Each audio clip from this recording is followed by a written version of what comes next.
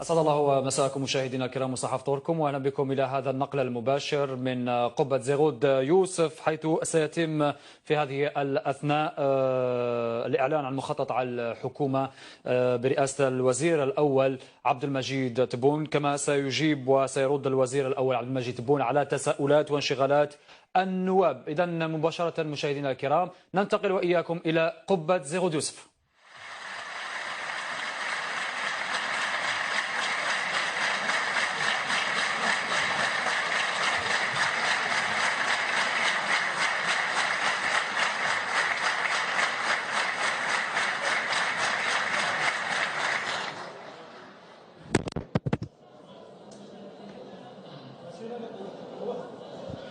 طيحت دحماني.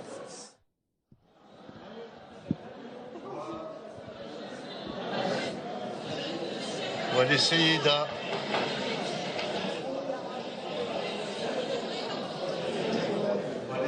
المحترمة السيدة وزيرة التربية والتعليم كل الصلاحيات في التنظيم المادي وضبط رزنامة الامتحانات المقبلة التي افتح قوسين ستكون بنفس الصرامة للدورة التي مرت.